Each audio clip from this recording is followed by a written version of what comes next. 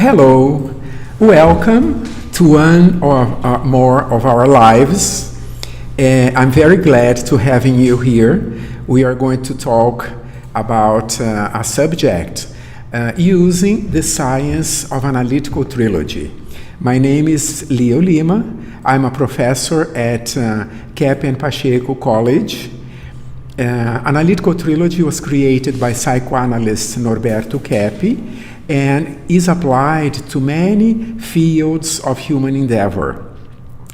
As we've been doing for some weeks now, today we are going to talk about what disturbs the mind, managing conflicts. This week we are having this series of lectures about managing conflicts. Unfortunately, conflicts are so present in everybody's lives today, as has always been, not only today. So we are holding this series of talks, lives, lectures this week, addressing this problem to see how we can contribute so that people can deal and possibly solve their conflicts as much as possible. In our talk today, we are going to talk about factors that disturb our mind. There are many factors. There are social factors, economic factors. Today we are going to focus on psychological factors and spiritual factors. Okay? Let's talk about it. Sometimes people's minds are very disturbed, right? This is something, unfortunately, we find in the world. Disturbance of the mind. What causes these disturbances? Is it the person's own attitudes, or are there other factors having this impact on the mind?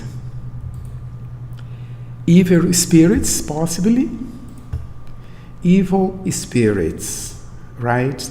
We are talking about spirits, and specifically not good spirits, evil spirits. Is this a factor that has an impact when people are disturbed in the mind?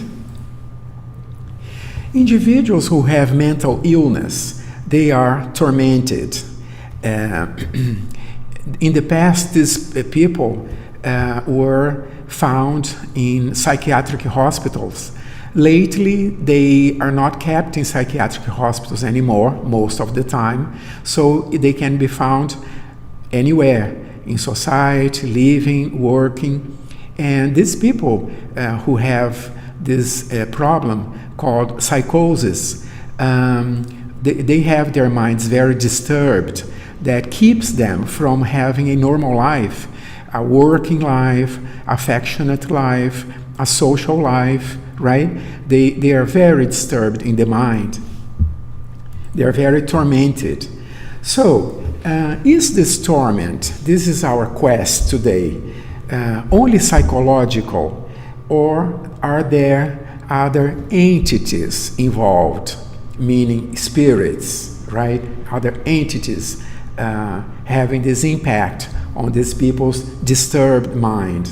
This is the question. Can spirits really have an influence on our minds? Let's think about it together now. I brought here this illustration. It's a famous painting by famous painter, Spanish painter, Goya. He was from the 18th and 19th centuries. The title of his painting is Witches in the Air. So you can see that in history you find artists, thinkers, philosophers, many past civilizations worried and talking about spirits, spiritual beings, and their influence in the human beings. So this is one example when Goya created this beautiful piece of art. So can these spirits have an influence in our minds? Let's hear Dr. Claudia. She is going to give us an important information about that. Se os senhores estranham esse processo que Keppe está descrevendo sobre a atuação de espíritos na mente dos seres humanos, de uma forma científica, a gente poderia dizer que não foi somente Allan Kardec ou espíritas propriamente ditos que trouxeram esse tipo de revelação ou de informação. Pessoas, por exemplo, como o próprio Jung, como Rudolf Steiner da antroposofia, ou literatos como Victor Hugo, Shakespeare, Oscar Wilde e até mesmo um físico como Max Planck comentaram e fizeram a relação dos seus trabalhos com a atuação desses seres espirituais. Então, Allan Kardec fala uma coisa muito interessante, né? Sobre a história dele, de como ele escreveu os livros que trazem essa revelação. Eram duas adolescentes que colocavam as canetas numa cestinha e colocavam a mão na cestinha para que essa cestinha guiasse. E essas cestinhas, essas canetas iam escrevendo, então, e redigindo as mensagens que vieram compor os seus livros futuramente. Outras pessoas que também usavam essa técnica para escrever foram, por exemplo, Rudyard Kipling, Brian Cleave, Pearl Curran, William Blake e até Charles Dickens. Então, acredito que existem muitas evidências de algo mais do que a imaginação esteja ocorrendo nessa situação. So you can see that many people have considered this subject, have studied this subject, and believed in this influence of spirits in the mind. They were not ignorant people. They are not stupid people, right? They were scholars, painters, artists, thinkers, philosophers. As you can see, Dr. Claudia mentioned a few of them. You see Gustav Jung, this famous, notorious psychoanalyst, right, from Switzerland. Rudolf Steiner, Victor Hugo, incredible literate from France, Shakespeare, Oscar Wilde, the physicist Max Planck, Kipling, and you see all these famous people, Charles Dickens, right, from England, Allan Kardec studying these spirits. So today, many people have become a little bit materialistic, and they consider these ideas old, not scientific, superstitious, but you see that maybe this is not the case, because many serious people have studied this subject in this way. So, spiritual possession is not a popular subject, right? It's not something that people hear every day. But specialists deal with these problems. People who have these mental disturbances, and they see that these people are being influenced very much by these spiritual entities, which is called then spiritual possession. But religious people, for example, priests, religious people from all religions, priests, Protestant ministers, rabbis, religious people in general, sometimes they do come across these cases. It's not rare for them. It's rare for the general public, for people who are not specialists. But for them, they have people with this kind of condition. And these cases are considered psychosis, which is a mental disturbance, or spiritual possession. These are the two categories these cases are included in most of the times. And both psychiatrists and religious peoples, they have to identify What is the case if their patient is a psychotic, a mentally disturbed individual, or if the person is spiritually possessed by evil spirits, right? So this is their first problem, first difficulty, the diagnosis. They have to find out, is this a psychosis or is this a spiritual possession? Not always can they come to a clear solution. Sometimes they are not sure. And many times what happens? Psychiatrists send their patients, refer their patients to a religious person.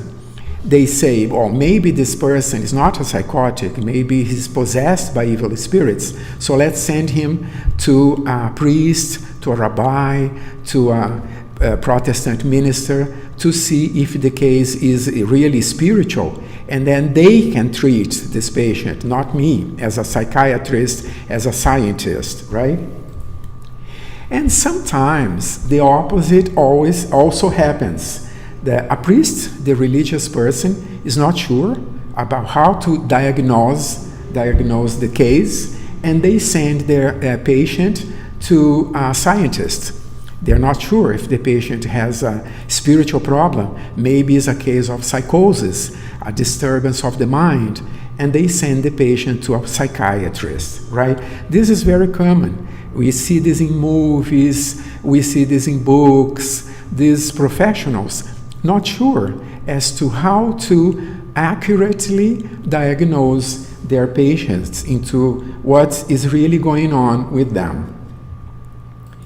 So, demonic possession versus mental illness. This is our quest here today. Is there any relationship between them, or are they two different kinds of problems? How can we draw a line? How can we be sure if it's one case or the other? How can we distinguish if this is a case of psychosis or a case of spiritual possession? It's not an easy task to be solved. So, Dr. Keppe has written a book called Psicoterapia e Exorcismo, Psychotherapy and Exorcism. And this is what he discusses and studies in this book, okay? Let's see what solution, what kind of conclusion has this come to. But before we can discuss this subject further, we have a question that many people ask. They ask, but is there really evil spirits? Do you think this is something real? It's not imagination? It's not a fantasy of people? Do they really exist, evil spirits? And many people believe, as I said before, this is only a superstition, something of old times, and now with the advent of science, people don't believe in spirits anymore. This is considered just a fantasy, imagination, right? Let's talk about it. In ancient times, mental illness was considered just cases of spiritual possession. We see this especially in the Middle Ages. People who saw spirits, who spoke to spirits, they were considered witches, and many times they were burnt at stake. Many people died because of this. Sometimes it was they really saw or talked to spirits. Sometimes it was just cases of people said they did this and it was not true, but they were innocent people. Nevertheless, they were sent and died at the stake. So this happened especially in the Middle Ages. There was this persecution of this kind of subject. And after the Middle Ages, in psychiatry, when a patient reports seeing spirits, talking to spirits, hearing voices, many times they were considered psychotic by psychiatry, because psychiatrists believe that these spirits don't exist, and the person who reports seeing them or talking to them or believing in them, hearing their voices, were considered psychotic. I mean, they were imagining these voices.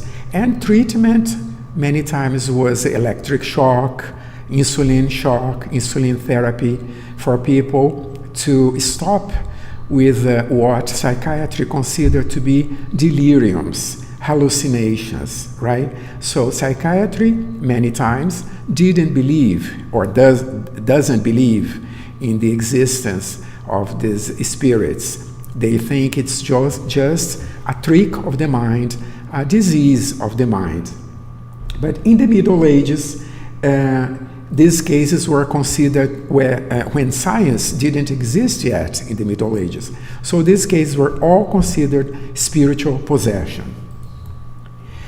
Then came a man, a scientist, which was Charcot, in Paris in the late 19th century, early 20th century.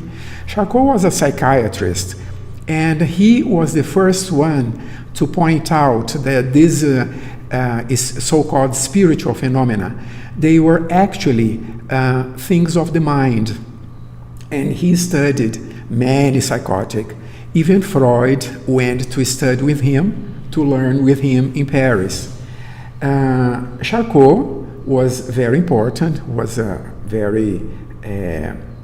scientist, but after his work, people went to the other extreme. Before, all spiritual phenomena were considered only spiritual things. After Charcot, they went to the other extreme. They started seeing these mental disturbances only as a product of the mind. So no more spirits. First, no science at all, only spirits. After Charcot, no more spirits, nothing of the sort, only problems of the mind, right? So they went to the other extreme. So that after Charcot, after this point in history, spiritual phenomena started being considered only superstitions, right? People became very materialistic in the name of science. They said, no, now we are having a scientific approach. We don't believe in these superstitions. This is nothing there is no such a thing of spirits influencing the mind. This is a product of a disturbed mind only. And these cases started being considered only aspects of the mind, right? However, recent studies, scientific studies, show that things might be different from that. Not everything is superstition, not everything is hallucination, deliriums. There is more to that. And this comes from science again, but a broader science, not a restricted science as it was in the beginning. And also, we have evidence, because many past civilizations, all of them dealt with this problem of spirits. You see this in paintings, you see this in books, you see this in the literature, in many civilizations. Ancient Greek, Egypt, India, China. The history is full of these reports about this connection with the spirits. It was only with the arrival of science, in quotes, that they started being considered only superstition and only elements of the mind, right? Now, why is the word science in quotes, right? Let's see why. Because science, what's science? Science means for you to be aware of what exists, to be conscious of what exists. This is the definition of science. You have to deal with you come across. If science disregards what people see, not one individual, not a psychotic person, it's not a delirious person. This is in all throughout history, these reports, books, paintings. If science ignores this fact, because they are facts, science is not being very realistic. I mean, they are being biased, they are being intolerant, they are selecting what to consider, whereas science is supposed to be like a camera. What the camera shows, what your eyes see, that is what science is supposed to consider. So when science becomes selective, science says, this I'm going to consider, that one I'm going to eliminate, as if it didn't exist. In that sense, science is not being scientific in our view. So that's why we are using the word science in commas, in quotes, right? So when science doesn't consider the facts it has before itself, it cannot be considered really and true science. True science should not ignore any evidence, right? So when this kind of science came, it started disconsidering anything that was not material. So modern science only believes in what a person can see, touch, smell, right? Feel, only in the material world. Science has become extremely materialistic. We have another view of science. In our opinion, as I said, science is to consider everything that people see. If it is in our consciousness, it's evident. For example, feelings. We don't see our feelings. They don't exist because we don't see them. Actually, they don't, for materialistic science. Feelings don't exist. Did you know that? For example, behavioral psychology. They say that feelings is an illusion. You should not use these words. You have, for example, when people are angry, you have to describe what people do when you say that they are angry. For example, if they break things. So this is how you describe this kind of feeling, let's say, this anger, this emotion. You have to describe what people do. Why? Because then you can, this is scientific, they say, because you can see, you can touch, you can measure, right? This is behavioral psychology. They became very materialistic, and they considered, for example, ideas and thoughts. They don't use these words because you cannot touch them. But for most of people, for writers, for scientists, for psychoanalysts, for painters, people who have high intelligence, even they take this as an evidence, right? Your consciousness. So this is the materialistic science. Psychiatry then usually sees psychosis as only psychological imbalance, no influence of spiritual factors. And priests, on the other hand, religious people, they consider spiritual possession only domination by evil spirits. So they don't see that the patient, the possessed person, is mentally ill. They don't see it. They only see as a spiritual element, as something coming from outside, with no participation of the individual. Do you see the point? These two areas. On the one hand, psychiatry, science considers only mental disturbances of elements of the mind. And religious people, on the other hand, consider possessions only as spiritual elements influencing the individual, not that he has any psychological problem. So one area doesn't consider factors of the other area. But our question is, wouldn't be these two factors actually together? This is the topic of the book, Psychotherapy and Exorcism. This book here. This is the thesis of the book. These two elements are interconnected, meaning people who have mental diseases, you know, they are a result of a human attitude of rejecting reality, rejecting what people know it's true, it's good, it's beautiful. When people have this reaction against what they are, against reality, against what their consciousness tells and shows them, these people become disturbed, right? They become mentally ill, which is called psychosis. And on the other hand, when people are possessed by spiritual entities, why they became possessed? Because they have these attitudes of going against reality. So these two problems are interconnected, meaning a psychotic person has this spiritual influence, and a possessed person has his own pathology of going against reality as well. One thing is not separated from the other.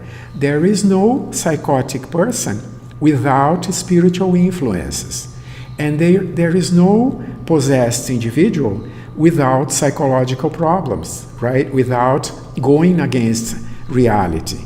These things are only one thing. So this division between exorcism and medical treatment has been causing an enormous confusion as to what belongs to one field and what belongs to the other field, as if they were two separate phenomena. Such conception has led the human being to think that we are victims, or victims of the devil, of evil spirits, or victims of external factors. So, in these two cases, the person's attitude of rejecting reality is not taken into account. The person is seen as a victim of the devil, or a victim of his mental illness, right? So, medicine fails to see the spiritual aspects of psychosis.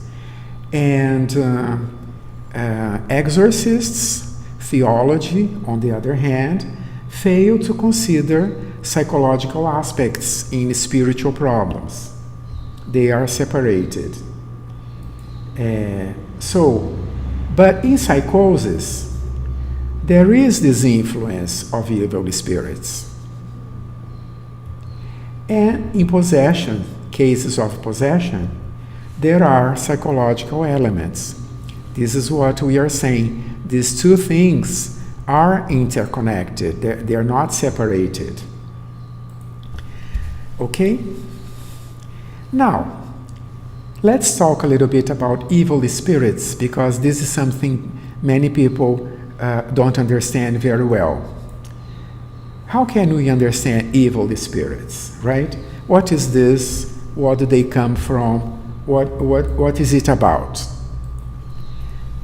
Evil spirits, not only evil spirits, also good spirits, spiritual beings in general, they were created good, meaning everything that God has created is good in essence, right? But these beings have rejected their true reality. For example, the first spiritual being that rejected his true reality is what the scriptures call Lucifer.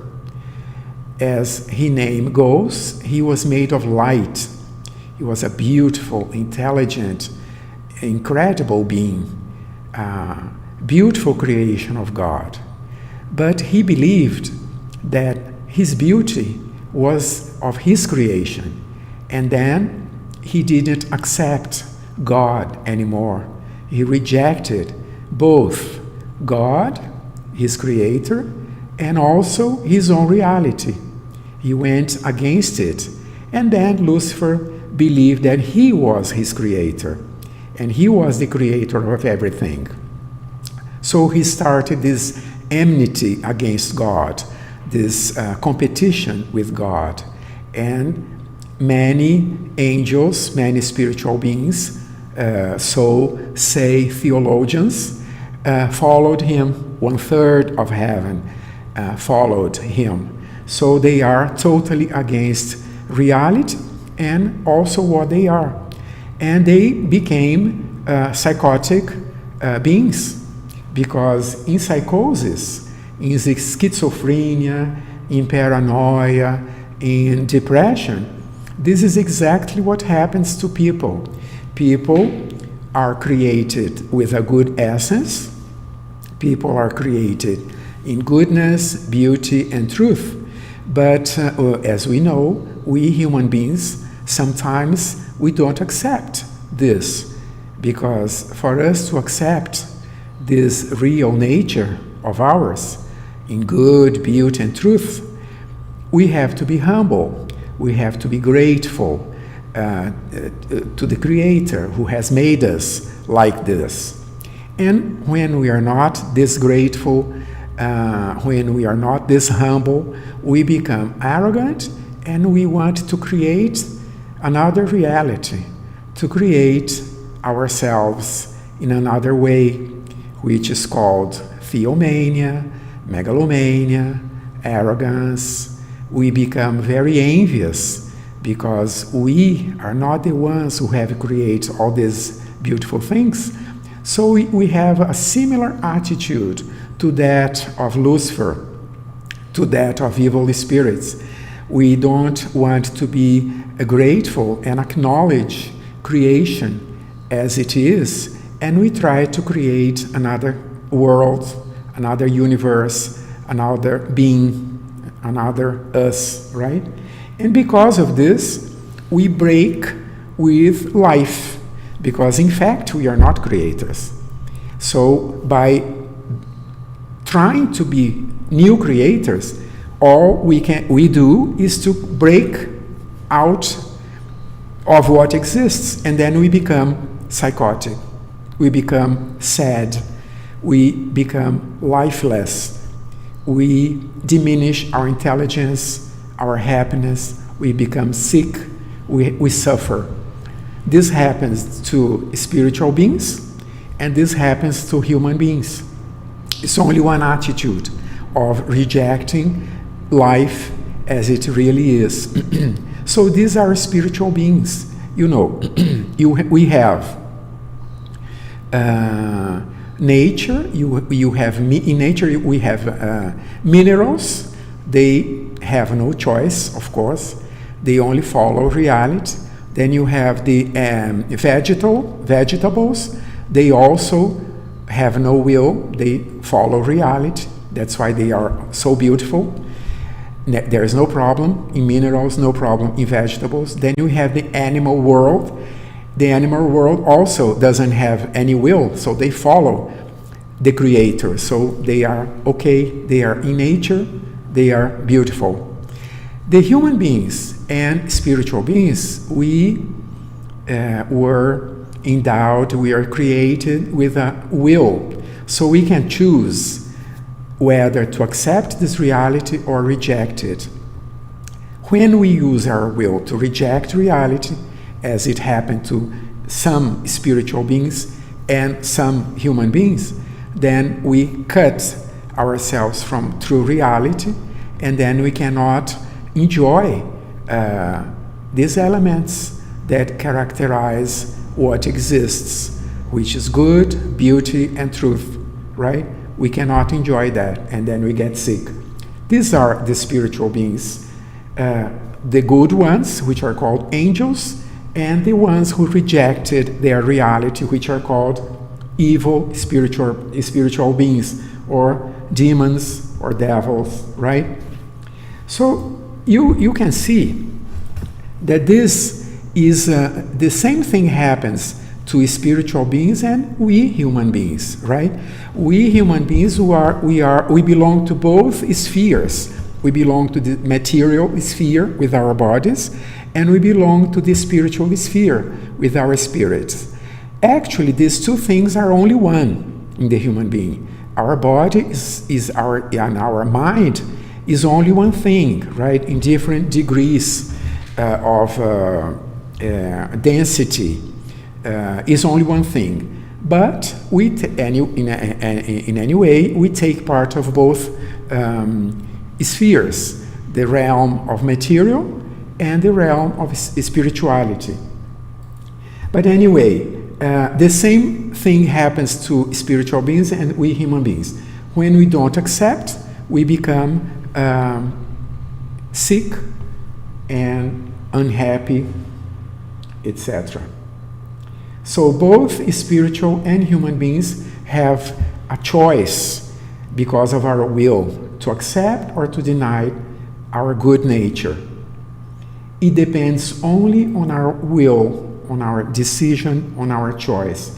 I brought here this picture showing that we can choose happiness, smile, sanity, intelligence, disease, health, or we can fall into diseases and unhappiness depending on the use of our will. This happens to spiritual beings and to human beings. So what about the problem, are we victims of evil spirits? You can see that we are not victims.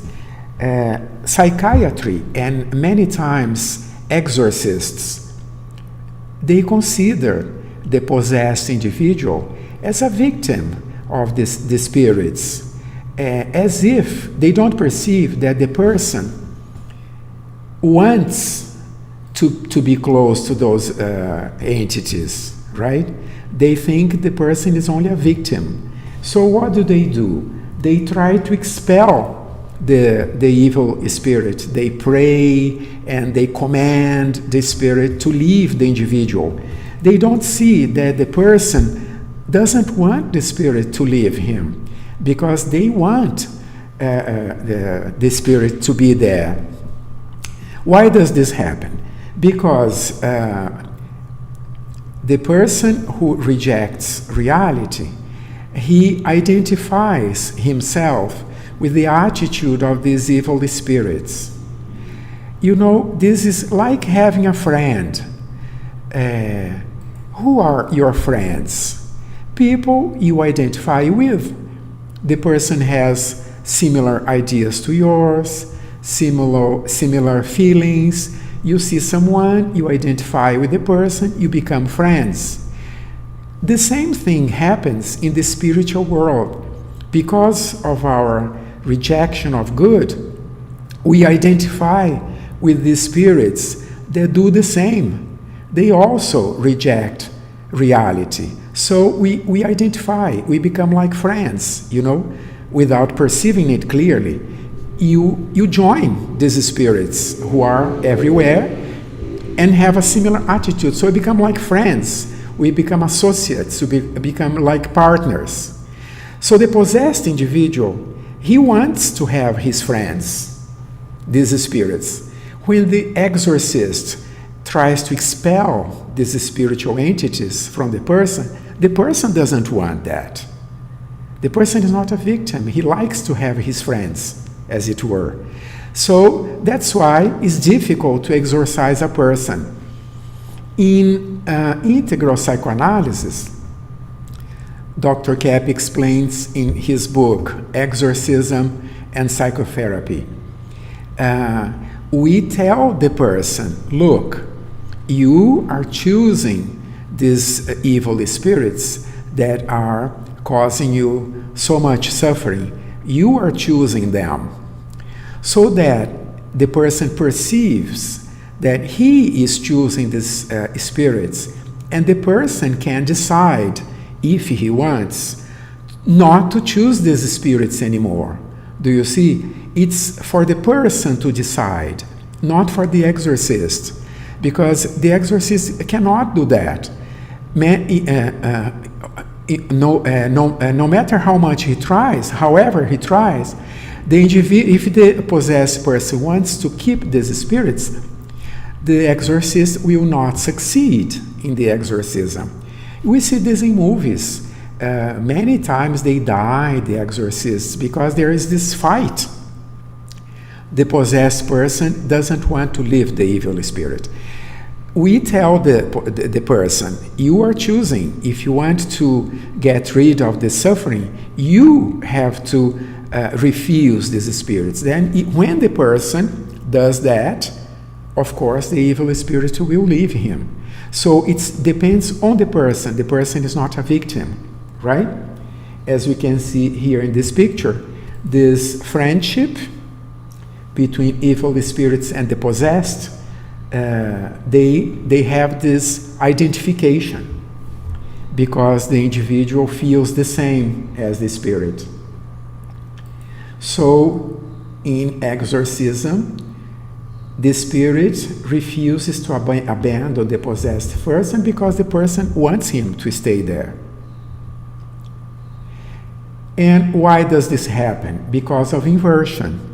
When we reject reality, we think reality is not good. That's why we reject it. We see good as something evil, and evil is something good. The individual does that, and spirits do that. So that's why people come into this situation of psychosis or possession. As I said before, it's the individual that doesn't want to leave the spirit, right? You can see in this picture how much the person loves these evil spirits. They love them. That's why they become possessed, right? Because of their inversion. And the same happens with a psychotic person. Because of inversion, he will reject what's good and wish these evil spirits. Right? For this reason, the psychotic has to perceive his choice, and then he can not choose evil spirits anymore. Okay? It's a matter of conscientization. And the possessed person is the same. He has to conscientize that he's choosing evil spirits. So we are coming to the conclusion that the most important thing for both psychosis and cases of possession is consciousness. Both have to perceive their inversion, their theomania, their arrogance in rejecting good and choosing evil, as if it was the best thing for them, evil. They have to perceive this inversion. So only by conscientizing this inversion, this confusion of the mind, can the person accept reality again and have health, intelligence, happiness, and not be connected to evil spirits, and not to have evil attitudes either, because the individual also acts like an evil spirit, only by the use of consciousness. And it's not only the psychotic people or the mentally possessed, the spiritually possessed people who have this. Every individual has this in the mind, because feelings and ideas, they come to our mind from outside. And these spirits, they speak to our mind all the time, but we think that it's our feelings and our ideas. That's why it's important to pay attention to what we think. We cannot think everything. We cannot have bad thoughts, think evil things about other people, gossip, wish evil. These thoughts are very dangerous. We have to pay attention to what we think and to what we feel, like feeling hate, feeling envy. We have to be careful, because these bad feelings and bad ideas, they come from these evil spirits. And if we have these feelings and ideas as well, that's how we join them. It's very important to pay attention to our feelings and ideas. I'll give it now a few examples of this spiritual influence through ideas and through feelings. Obsessions is an example. Fixed ideas, they are clearly this influence of evil spirits. People stick to an idea and won't change for anything. Stubbornness, when people don't want to change their viewpoint, are very close to their own ideas. This is a sign of spiritual influence too. Uncontrolled use of will, not only through the use of the five senses, but also in terms of ideas, right? Hatred is another sign of this influence of spiritual spiritual elements. Discouragement, weariness, depression are also another example. So, we are not victims of spirits, we resonate with them through our pathology. You see, they are the two elements together. And only by perceiving this can we stop having these pathological attitudes and choosing evil spirits, the two things together, so that we can live in reality and happiness again, right? Conscientization is the solution. Dr. Keppe has an important message for us. Let's listen to him.